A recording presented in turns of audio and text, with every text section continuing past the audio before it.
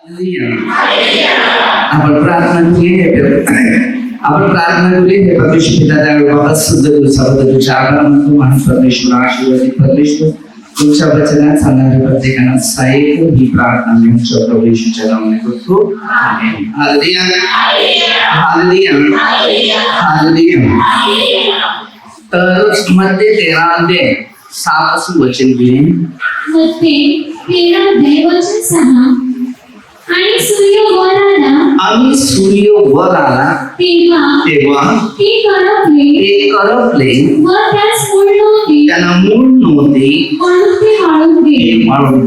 म्हणजे आज आपल्या प्रत्येकाच्या जीवनामध्ये जर आपण शिकताना जर आपल्या जवळ परमेश्वर नाही, परमेश्वराची उपस्थिती नाही, परमेश्वराचे मार्ग नाही, परमेश्वराचं शिक्षण नाही, तो मूळ परमेश्वर आपल्या जीवनाचं कार्य करत नाही, तर आपण करपून जाणार आहोत. हालेलुया. करपून म्हणजे अग्नीमध्ये. कारण आम्ही अग्नीमध्ये का जाणार? कारण आम्हाला परमेश्वर भेटला नाही. मूळ परमेश्वर आहे आणि मुळातूनच आपल्याला सुरुवात मिळते की प्रार्थना कशी करावी, प्रार्थनेत कसं सहभाग घ्यावं आणि प्रार्थनेच्या द्वारे आपल्या सगळ्यांना देवाची जाणीव किंवा ओळख कशी करता यावी. हालेलुया. म्हणून मूळ नसल्यामुळे, आता मूळ नसलं म्हणजे प्रथम आहे, आता मी तुम्हाला सब्जेक्ट शिकवतो. जर तुम्हाला एक शिक्षण भेटलं नाही तर आपण करपून जाणार, कारण वचन नाही मिळालं तर जीवन नाही. म्हणून 8 अध्यायामध्ये ना 11 वचन मध्ये दिलेले. 8 अध्याय वचन 11. हा दाखला असा आहे की बी हे देवाचे वचन आहे. हा दाखला असा आहे की बी हे देवाचं वचन आहे. आता बियाचा वापर कसा केला जातो?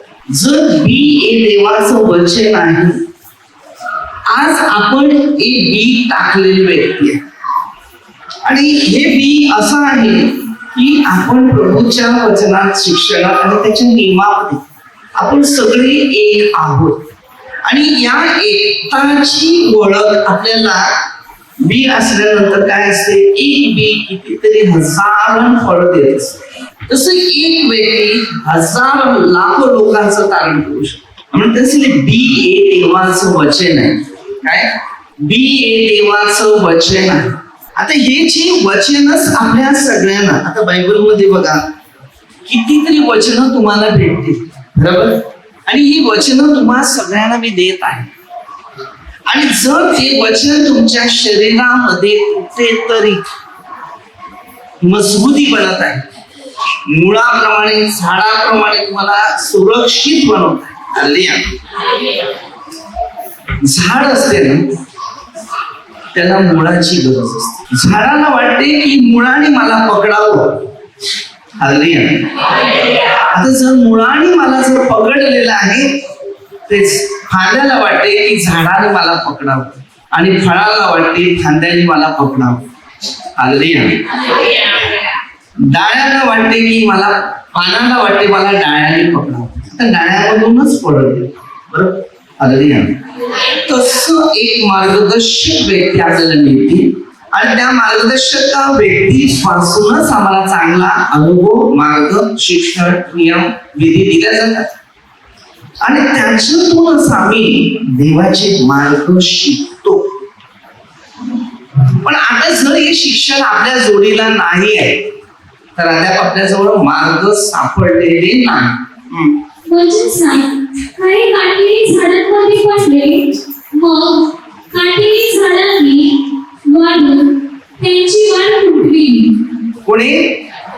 काटेरी. आता काटेरी झाड काय मला सांगा? बोर. बघा, काट्यातून बोर निघतात त्या झाडात, बरोबर? आता ती बोर जर खायला सगळ्यांना आवडतात, पण तुम्ही त्याच्यावर जर विचार केला, ते बोराचा आपण सांगलं मांस खातात, बरोबर?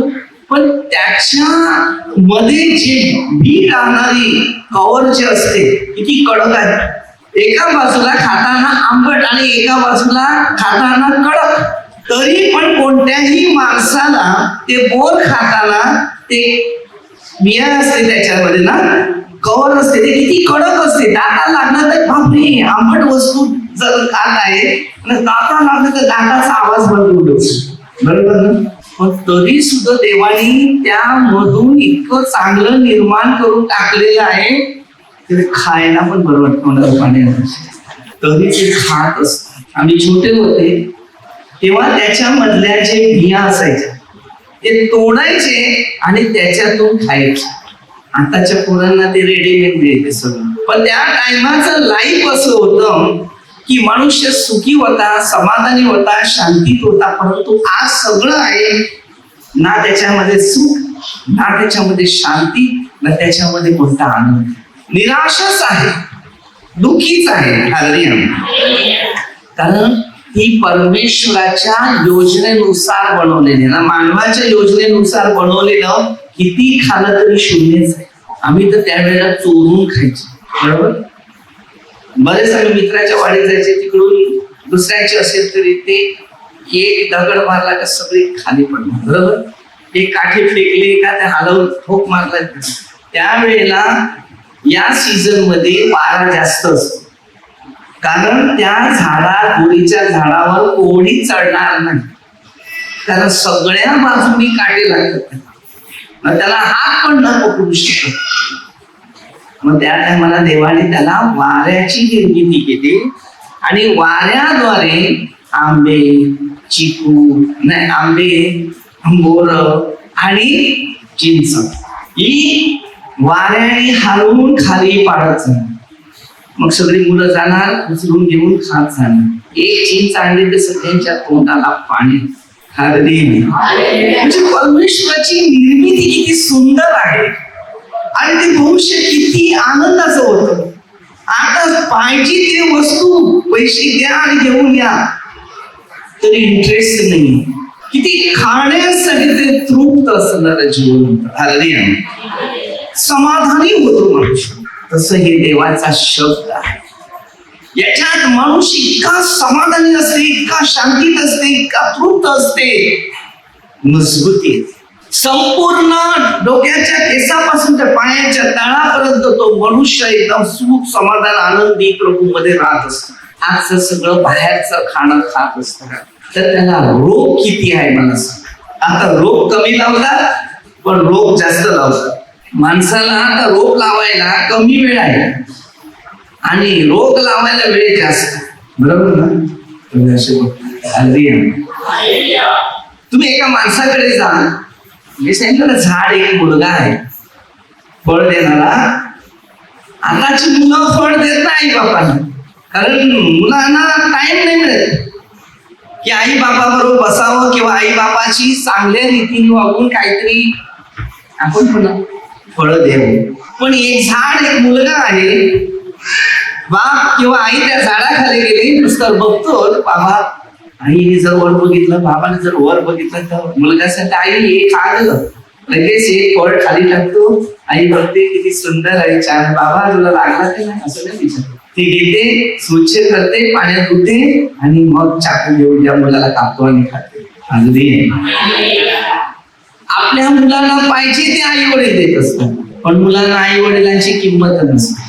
म्हणून मूळ कुठला आहे ते पहिलं बघा. मूळ झाडाला जेव्हा तुम्ही दुसऱ्यांचं भलं करायला सुरुवात करते, तुमचं भलं आपोआप होईल. झाड कृतज्ञ आहे पण मुलं कृतज्ञ नाही. झाड आनंद आणि बरोबर एक बियाच्या द्वारे हजार खाण्याची तयारी करते. कधी पण जा, टाइमाला मिळेल. आम्ही छोटे होते तेव्हा आंब्याच्या झाडाखाली सकाळी उठले का जाऊन बघायचे, तर बघितलं तर आंबे सकाळी भरपूर पडलेले, खायचे तेवढे खा, उठल्या उठल्याच खायला पाहिजे ते.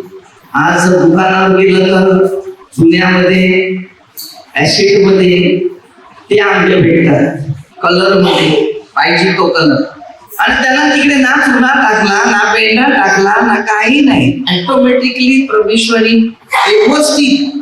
आणि त्याला हिरवाचा कलर पिवळा मध्ये दाखवते की आता हा पिकलेला आहे, तर 2 दिवसात तुम्ही फेरी मारा, मी येतो खाली. मुलगा बाबाला सांगते 2 दिवसात मी येतो. आपला मुलगा आपल्या आईला सांगते 2 दिवसात येतो, कुठे जातो तो पता नाहीये. मी नेहमी सांगतो झाडं लावा. ती झाडं शोची नका लावा, खाण्याची लावा. तिथे आज दुनिया शोच्या मागे आहे. मी काही त्याच्या घरी असे आम्ही दिले की शोची झाडं लावण्यापेक्षा 2 आंब्याची झाडं लावा माझ्या नातेवाईकच्या घरी. ठीक आहे, कधीतरी माझ्या आठवणीने आंबा खातो ते कोणीतरी दिले. मी हेच सांगतो लोकांना, हे लावा, आठवण राहील तुम्हाला. कारण पूर्वज नारळ होतं ते नारळ लावतात, बरोबर. परमेश्वरने निर्मिती बनवली, आदाम एकटाच पैदा केलेला होता, आदाम एकटाच. त्याच्या बरोबर एवढं निर्माण करून ठेवलेलं होतं की सगळं तुला घे, पण पाप करू नका. म्हणजे कुठे सुद्धा चोरी करता येता कामा नाही. सोनं दागिने हिरे मोते तांबे बिंबे जे पाहिजे ते घे. फक्त देवाने फक्त एकच निर्णय घेतला की एक झाड मला ठेवतो, बाकी तुला देतो. त्याच्यावर सुद्धा त्याचं मन लागलं. हेच त्याच मानवामध्ये ती महान मोठी मुश्किल आहे. म्हणून परमेश्वरी योहान 3:16 जगावर एवढं प्रेम केलं की त्यांनी पुत्र पण देऊन टाकलं. जाऊ दे, हे सगळं देऊन टाक, माझं काहीच नको. तरी लोक देवावर पूर्ण विश्वास येऊ नाही. किती सुंदर परमेश्वरी याच्यात योजना बनवलेली आहे, नियम बनवले. मी जेव्हा प्रार्थनेला जातो तेव्हा तिकडे जात असताना झाडाशी एक असते आणि त्याची किंमत करतो. आज पाणी आहे की नाही, त्या झाडाला पाणी लागलंय की नाही, शांत वाटते. किती माणूस मानसिक तणावामध्ये असेल तर फक्त एखाद्या झाडाखाली जाणं 2 मिनिटं बसा. आपला मुलगा डोक्यावर छत्री घेऊन येणार नाही, तो स्वतः उन्हाने तडपले, पण आपल्याला सावली दिली. झाडं मुळाला आधार देतात, कारण मुळाने झाडाला आधार दिलाय ना, म्हणून मग काय केलं जाते, झाड जे आहे ना मुळ गरम होऊ नये. मुळाला गरमपणा झाला तर झाड सुटून मग पानं ती सगळे काय करतात, उसतात चारा बाजूला. शेवटी ती पानं खाली पडतात.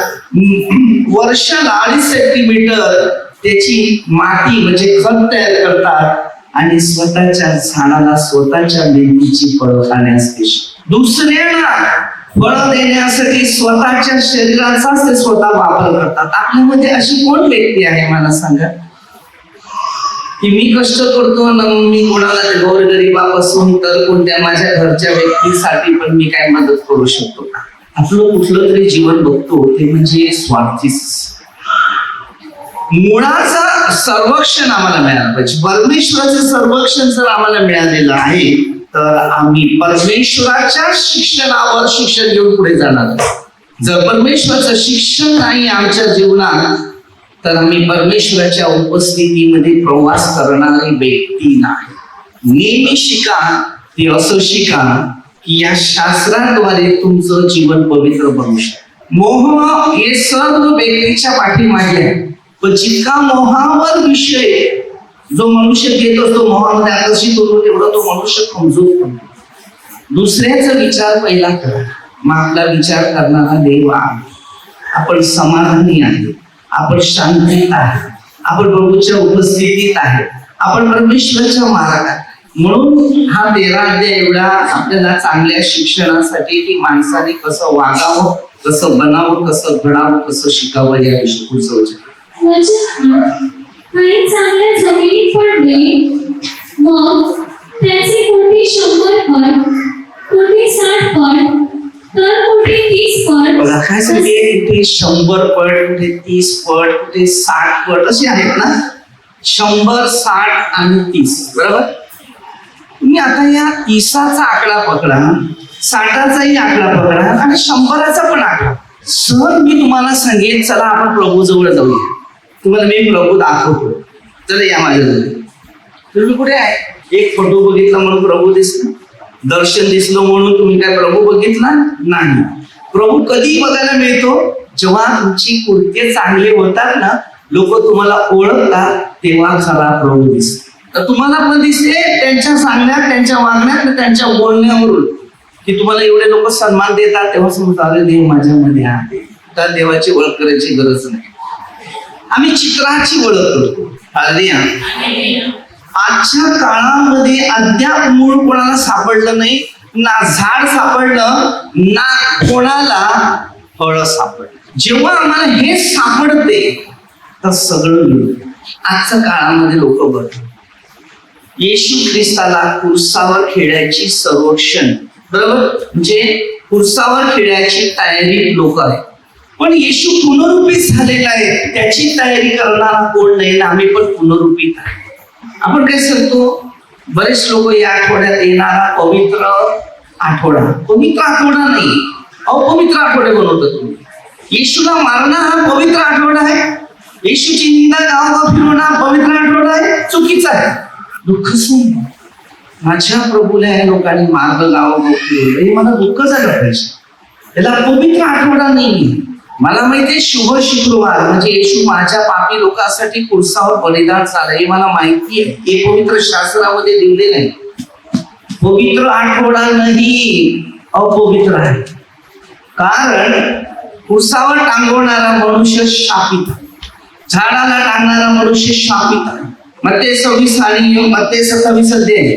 जुदासने 30 नाण्याला येशूला पकडलं, तेव्हा तो काय सांगतो, निर्दोष जीवाला मी धरून दिलं, जाऊन गळफास घेतलं. तुम्ही विचार करा की आज आपल्या अनेक समाजात अनेक गोष्टी, या गोष्टी आहेत ना, आपण त्यांच्यासारखंच वागतो. कोणा जी येशूची विरोध जीवन जगणारे होते ना, अशाच पद्धतीत आपण जीवन जगतो. आपल्याला वाटत नाही की आपण काय करायला लावलेलं, कधी कधी आपल्याला समजत नाहीये की हे काय चाललेलं आहे. पौलाने कसं सांगितलं, रोमकर 7:17, मी काय करतो मलाच कळत नाही, माझ्यामध्ये वसणारे एक पाप. 15 पासून जर वाचलं तर तुम्हाला त्याच्यापेक्षा हा पवित्र आठवडा आपल्यासाठी. हे शास्त्री पुरुष लोक होते, ह्याचे लोक होते, येशूचा घात करणारे लोक होते. त्यांनी पृथ्वीमध्ये पवित्रता आणून द्यायचीच नाही, आणि येशूच फक्त या पृथ्वीमध्ये मूळ होता पवित्र आणणारा, पण त्याच्यावर अत्याचार अन्याय झाला. पण तो पुनरुत्थित झाला, तो देव होता, त्याला कोणी मारू शकतो. आता ही जी सिस्टम आपण बनवत आहे समाजामध्ये, पुढच्या पिढीला काय समजणार आहे, परंपरा अशी चालणार आहे. येशूला खेळा, कुरसावर काढा. म्हणून रोमकरास पत्रामध्ये ज्या वेळेला 6 ते 9 वचनामध्ये रोमन लोकांना पत्र लिहिलं, पण आपण रोमन लोकच होते नाही, बरोबर, रोमचे नाही, आम्ही ख्रिस्ताचे. मी ख्रिस्ताचा, मी रोमचा नाही. मी या भारत देशात जन्माला आलाय, तर या पवित्र आत्म्याच्या द्वारे माझा नवीन जन्म निर्माण केला. माझा जन्म या शास्त्राप्रमाणे आहे. पहिला जन्म आई बापाप्रमाणे होता, आता माझा नवीन जन्म आहे. तो माझा जन्म याच्यात, तुमचा जन्म झाला नाही मला नाही वाटत. ज्याचा जन्म झालाय तो याप्रमाणे चालेल, ज्याचा जन्म नाही तो पवित्र शास्त्राप्रमाणे चालणार. तेव्हा 3:3 मध्ये तसं इस्रायलचा गुरु होता ना, तो त्याला काय सांगितलं, नव्याने जन्मल्यापासून कोणी देवाच्या राज्यात प्रवेश करू शकतो. सांगते म्हातारा झाला तो कसा जन्म होईल. आम्हाला शिकायचं आहे. उपवास काळ वेगळा आहे, दुःख सण वेगळा आहे. लोकांना विचारलं काय, तर प्राचित काळ आहे. कसला प्राचित काळ केलाय तुमचा? तिथे तुम्ही येशूला कुरसावर केला, तो प्राचित काळ नाही. तुम्ही त्याच्या तो रोमकर 6 ते 8-9 वचन मध्ये मेलेल्यातून उठलेला कधी मरत नाही, मरणाची सत्ता चालत नाही. मग आम्ही सत्ता कशी करतात? म्हणजे आम्ही देवाच्या विरोध रोमनचे लोक तसे करत होते ना, आजपर्यंत रोमन लोक हेच करतात. म्हणून त्यांनी त्याला पत्र लिहिलं की तुम्ही हे करू नका, तो उठलेला आहे. मी जी सुवार्ता गाजवतो तशी तुम्ही सुवार्ता गाजवा, पौलाने असं सांगितलं. म्हणून मूळ परमेश्वर आहे. परमेश्वराच्या वचनावर, शिक्षणावर जो लक्ष देतो तर तो परिपूर्ण पवित्र आत्म्यामध्ये मजबूती करतो. आपण इकडे आहोत. आपण अद्याप कुठे आहे? अद्याप आपण कुठे आहे? जे शास्त्री पुरुष होते, येशूचे विरोध होते, येशूचे अपमान करणारे होते, हेच रीतिरिवाज सुरू झाले. मग रोमन लोकांनी तेच काम केलं. मग तीच परंपरा अद्याप रोमच्या लोकांची आहे. आम्ही येशूचे लोक नाही, आम्ही येशूचे वैरी बनतो. कारण येशूच्या वैर्याने गावात फिरवलं, त्याची धूम फिरवली गावागावात, फिरायला कुरसावर. आम्ही पवित्र शास्त्राच्या शिक्षणात पूर्ण लक्ष दिलं असेल तर तुम्हाला सगळ्यांना कळेल. मी पण होतं याच्यामध्ये हे काम करण्यास. फिरायचं मी पण खांद्यावर घेऊन गावागावात फिरवायचं. बापरे देवा परमेश्वरा, मला किती दंड होईल माहिती. पहिलं प्रथम आहे की मूर्ती पूजाच करायचे. मोशीचे तारण्याचे पहिलेच नियम तोडले होते. आपण प्रत्येक वर्ष हेच काम करतो. उपवास काळामध्ये 4 मध्ये दिलेले आहे. जेव्हा येशू ख्रिस्ताचा लोक 3:22-23 मध्ये दिलेले, जेव्हा उपवास झाला लोक 3:22, उपवास काळ सुरू झाला कसा होता तो त्या काळात. त्याला दान पाहिजे होतं, सामर्थ्य पाहिजे होतं, अभिषेक पाहिजे होतं, म्हणून तो काळ सुरू झालेला होता. तेव्हा तो काळ होता. हा काळ उपवास करायचा नाही. येशू माझ्या पापी लोकांसाठी मरण पावलेला आहे आणि मेलाय अशासाठी की मी पवित्र बनावं. याची ऐतिहासिक शिक्षण लोकांना देता आलं पाहिजे. आपल्याला हे शिक्षण मिळालं. आपण फक्त हे शिक्षण घेतो, कुर्सा चढवायचं, काढायचं, त्याला न्यायचं, गावागाव फिरवायचं, आणायचं, ठेवायचं. शब्दात दिवस तिकडे कोणाला जाण्याची तयारी नव्हती शनिवारच्या दिवशी, पण आपण शंभर दिवस शनिवारी जाऊन त्या काशीमध्ये जाऊन बघतात कबरेमध्ये. ती कबर काढलेलीच नव्हती, ती आपल्या मंदिरातच ठेवतात. आणि तिकडची फुलं पडली ती घ्यायची आणि खायची. मी केले जायचे, मी केले ते तुम्हाला सांगतो, मी शिकलाय ते सांगतो. आणि रविवार तो पुनरुत्थित, तेव्हा मरिया मगदलेना जाऊन त्याला बघत आहे. ती रविवारची सकाळी गेलेली होती, शनिवारची सकाळी नाही गेली. शनिवारी कोणालाही मग ते 24-35 आकाशाने पृथ्वी नाही असेल पण माझं वचन नाही असेल. आपण गाणे मात्र सर्व रद्द करत आहे. सत्य सुद्धा तुम्ही कोणाला शिकवत नाही. प्रत्येकाने ते सत्य शिकवलंच पाहिजे. प्रकरण 22:17 हे शिका. यात आपण सहभाग नाही घ्यायचा, नाही तर तुम्हाला सगळ्यांना फार मोठी गोष्ट आहे. तर हे पवित्र शास्त्र आहे, ते तुझं ना माझं शास्त्र नाही. मी कशाला का म्हणजे आहे ते बायबल मध्ये ते शिकवतो, तेच लोकांना सांगतो. जर माझी चूक असेल ते मला दाखव की बाबा ही चूक आहे, वचन रद्द मी नाही करू शकत, कारण मी केलेलं आहे. ह्या गोष्टी मी केलेल्या आहेत. फिरायचं मी चर्च मध्ये जाऊन एक काम करायचा पहिल्यांदाच. तेव्हा टायमाला उन्हात 1 वाजला 1:30 वाजला का जायचं, सगळी तयारी करत जायचं. पण प्रभूने नंतर दाखवलं की हे करतो तू मला शेळतो. आणि खरोखर माझ्या पोटात दुखत होतं ना, त्या टायमाला येशूला खेळायला लावलाय. 2 भालेकरी उभी होती, आबा पिता त्या खुर्चीमध्ये असा बसलेला आहे आणि येशूला मारायला येशूची मुंडी अशी आला. असा हात आला की नाही माझ्या पोटामध्ये, पोटातलं होतं ते दुखणं काढून थर थर थर कापत होता मी. आणि मला कळायला लागलं खरोखर येशूची मीठ आहे. तो खुर्सावर नाही, खुर्सावर आमची पाप आहे. योहान 1:29 मध्ये ते वचन दिले, हा पहा जगाचे पापे दूर करणारा देवाचा पूत. मूळ येशू आहे. मुळाची सुरक्षित आम्हाला मिळाली पाहिजे. आम्ही त्या सुरक्षित मध्ये उतरलं पाहिजे. याची करतो आपण सगळं चुकीचं, तो रोज बघतो, आपले सगळे कृत्य बघतो. शेवटी आपला अंत येईल, तो घेऊन जाईल, तेव्हा आपण कुठे जाणार आहोत ते पाहिजे. जर लोकांना आपण प्रभूची खरी ऐतिहासिक शिक्षण माहिती दिली नाही तर देव आपल्या कोणत्याच व्यक्तीला सोडणार नाही. बरे तुम्ही असो मी असो, आपल्या सगळ्यांचा न्याय होणार. म्हणून लोकांना या पवित्र शास्त्राप्रमाणे शिकवण्याची तयारी करा. रोमच्या लोकांना पौराणिक पत्र का लिहिलं की तुम्ही कुठे चालले, तो मेलेला तो उठलाय ना, परत आता ही कुठल्या पिढीमध्ये चालल्या, ती प्रॅक्टिकल कशाला करणार होते. घोषणा करा, तुम्ही सुवार्ता सांगा. बघा काय दिलेलं आहे आपल्याला ठाऊक आहे की मेल्यातून उठलेला ख्रिस्त यापुढे मरण पावत नाही. त्याच्यावर यापुढे मरणाची सत्ता चालत नाही.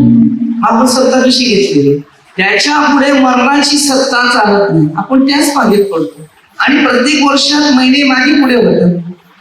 तो टाइम नाहीये, पूर्ण टाइम नाही. आणि प्रभू येशू येणार आहे तेव्हा आपण काय करत राहणार आहे त्यावेळेला, तेव्हा काय शिकणार. आज जर आपल्या प्रत्येकाने हे बायबलच्या मुद्द्यावर जे शिक्षण दिलं असतं ना, तर आपल्या सगळ्यांना फर्स्ट क्लासचं तिकीट स्वर्गात मिळालं. आपली वेळ वेस्ट असते. वेळ व्यस्त ठेवू नका, कारण ही वेळ नाहीये. माणसाचा स्वभाव पूर्ण चेंज करण्यासाठी वेळ दिली. हे पवित्र शास्त्र घ्यायचं, वाचायचं आणि दुसऱ्यांना शिकवायचं. तेव्हा हे आपल्या पापंचिक लोकांसाठी हे परमेश्वराने वरदान दिलं. मग पेत्र लोक मासली पकडले. बघितलं मुख्य याजक आहे, शास्त्री लोक आहे, पुरुष लोक आहेत, अधिकार घेतला, डिग्र्या घेतल्या, आपण लोकमध्ये 11-52 ज्ञान घेतलं, ज्ञानाच्या किल्ल्याला लपवलं. तेव्हा मासली पकडणारे लोक जे होते त्याच्या पाठीमागे लागले आणि पेत्राला हाक मारली, माझ्या मागे तू माणसं धरणार. मग ते 4:21 मला हेच गिफ्ट मिळालं ताबराष्ट्रामध्ये. मला हे दान मिळालं. शेवटी हळूहळू मी पण कामाला लागलो. परत नंतर पटके बसल्या बरोबर मी वळाला. त्यानंतर बोटीचं काम बिम करायला लागलं. पुन्हा देवाने सांगितलं आता येतो. माझ्या हातात हातोडीचा इतका फटका लागला त्यावेळेला की वसईवरी मुलगावची आलबी म्हणून लास्ट स्टेपला चालली. तर तिच्या आईने फोन केला, मला बोलवलं तुम्ही आता प्रार्थनेला संध्याकाळी मी विचार केला आजच्या नंतर बरे हे लास्ट मी कामाला घेणार नाही, आता सगळं देवाचंच काम. मला पण पटकन लागला आता तिचं शेवटचा वेळ जाण्याचा आहे ना, आणि मी तिला प्रार्थना करण्यासाठी गेलो नाही तर मुश्किल. तर मी त्यांच्या घरी प्रार्थनेला जायचो, प्रार्थना करायचो. कधी कधी सांगायचं HK सारखं म्हणजे 138 आणि 39 HK राजाला कसं प्रभूने सांगितलं, म्हणजे त्याने तो भिंतीजवळ प्रार्थना करायला प्रभूने त्याला 15 वर्ष आवश्यक. तेव्हा मी तिला सांगितलं, तिला खूप वेदना होत होत्या. तर मी सांगितलं भिंतीवर प्रभूला आशीर्वाद. ती भिंतीवर बघितलं, तिथून शाळा आली, पवित्र आत्मा उतरला तिच्या अंगामध्ये आणि तिच्या आत्मामध्ये, म्हणजे मला नाही तिच्या वेदना बऱ्याच आणि तिला बरं वाटलं. तिचा विश्वास एवढा बसला नाही की मी एवढं दुःख असू सुद्धा येशूने आपली दुःख सगळी दूर. तेव्हा प्रार्थना त्याच्या आई सांगते देवाकडे सांगते फक्त तुमच्या पोरीला. मग प्रार्थना केली, प्रभूने सांगितलं तिची मुलगी आहे ना तिचं तिने टेन्शन घेतलं नाही, तिथे जायला तेव्हा अशा पाण्यात हिरे उडायची. तर जाऊन तिचं मुकुट बनलं. ती सांगते माझं मुकुट रेडी आहे, थोडं बाकी आहेत हिरे. ते हिरे उडत असताना माझ्या हातातून लोकांना दाखवायचे नसतात. प्रार्थना चमत्कार आपल्यातून काय घडते ते लोकांना नाही दाखवायचं. तिकडे सैतान असेल तो बरोबर आपल्याला कवच करते ना, मग मोहात पाडायचा फसवायचा प्रयत्न करते, ते दाणं काढून टाकतो. मग त्यावेळेला ती हिरे सगळे उडायचे तिकडे. देवाकडे क्षमा मागितल्यानं कोणालाच सांगितलं. मग परत ती हिरे माझ्यातून सांगावर हे केलं तर उडायची, गोळी गोळी उडायची. तर तिला ते मुकुट बनवलं एकदम परफेक्ट. ती सांगते की देवाने जर म्हणजे मला न्यायचं आहे ना, त्यामुळे माझं मुकुट तयार झालं तर मी जाणार आहे, थोडी हिरे बाकीच नाही. मग देवाने तिचे परत तिकडचे हिरे उडले आणि तिकडे गेले तिच्या. देवाने स्वर्गात तिला हिरे बनवले मस्त. आणि मग सांगितलं की मुलीला सांग मम्मी मी इथे सुखी राहील, तू जा. गुरुवारचा दिवस होता, सकाळच्या टायमाला मुलगी शाळेत गेली. मी बुधवारी सांगितलं आणि तिने तिला मम्मी मी सुखी राहील, तू जा. आणि ती शाळेत गेली आणि ती देवाच्या घरी गेली. अशा घटना झालेल्या आहेत, सत्य स्टोरी आहे, तुम्ही त्यांना विचारू शकता पाहिजे. तर असं परमेश्वर मोठ्या प्रमाणामध्ये मूळ झाडाला आधार दिला. नंतर मी ते काम सोडलं की असे कितीतरी लोक आहेत की शेवटच्या क्षणाची शेवटची श्वास घेत. आणि जेव्हा कोण मनुष्य देवाच्या घरी जात असेल ते प्रार्थना करत, देव त्याच्या मला बरोबर देतो आणि सांगते की प्रार्थना करून त्यांना अर्पण केलं 3 दिवसामध्ये ते आत्मी देवाच्या घरी जातात. 3ऱ्या दिवशी त्याला देऊन आले. प्रार्थना करा, समर्पण करा. याकोब 5:16 पासून दिलेली आपल्या प्रत्येकाला आत्म्याचा अनुभव दिलेला आहे. आपण समर्पण केल्यानंतर किती गोष्टी घडलेल्या आहेत, किती केवढ्या स्टोऱ्या झालेल्या आहेत. सगळ्या साक्षात सांगत नाही, मला साक्षात सांगायला आवडत नाही, तुम्ही स्वतः सांगायचं. मूळ झाडाला आधार दे. तुम्हाला देवाने बरं केले तर देवाची स्तुती करा. माझे आम्ही स्वतः सांगायचं ते योग्य म्हणून, कारण तेवढा विश्वास लोकांमध्ये. सत्य ज्याला समजते 8:32 सत्य समजते, सत्य त्याला बंधनातून मुक्त. म्हणून पहिलं शिका काय, देवाने आपल्याला योजना दिल्यात, मार्ग दिल्यात, शिक्षण दिले. आता ही वेळ नाही मिळत. आता भक्तिदायक प्रार्थना करणं, एवढी संकट येऊन माणसाच्या जोडीला ठेपलेली आहे. आणि जर हे संकट आहे ना, ही ज्या संकटामध्ये आम्ही आज येशूचा जर खऱ्या मनाने दावा करत नसेल तर आमचं पुढचं भविष्य आम्हाला सगळ्यांना धोकादायक आहे. माणसाला या संकटात टिकाव धरता येणार नाही, कारण त्यांनी शेवटला मग ते 24 सांगितले निवडल्या लोकांसाठी ती कमी. जर तुम्ही देवासाठी खरोखर काम करतात ना, कार्य करतात आणि देवाच्या इच्छेने चालतात, ते तुम्हाला तेवढी शांती मिळेल. बाकी एकाही व्यक्तीला ती शांती मिळणार नाही. जेवढं देवाविरुद्ध लागलं तेवढं त्या पाठीमागे संकट, आपत्ती, दुःखी येणार. तर आपण छोटीशी प्रार्थना करूया की आम्हाला प्रभूने चांगलं जीवन दिलेलं आहे, त्याचा चांगला वापर आम्हाला कसा करता यावा आणि आम्हाला अग्नीत फेकलं जावं, अशी जीवनात प्रवेश करता यावं, असं आमचं जीवन नसावं. तर पवित्र आत्म्यामध्ये सामर्थ्याद्वारे, ज्ञानाद्वारे प्रभूने आपल्याला सुंदर जीवन दिले, त्याद्वारे आपलं जीवन असावं. सर्व लोकांकडे प्रभूचा आशीर्वाद देऊ दे. आणि आलेला हर एक व्यक्तीला प्रभूचा सानिध्य ही प्रार्थना प्रभू येशूच्या नावाने करतो. हालेलुया.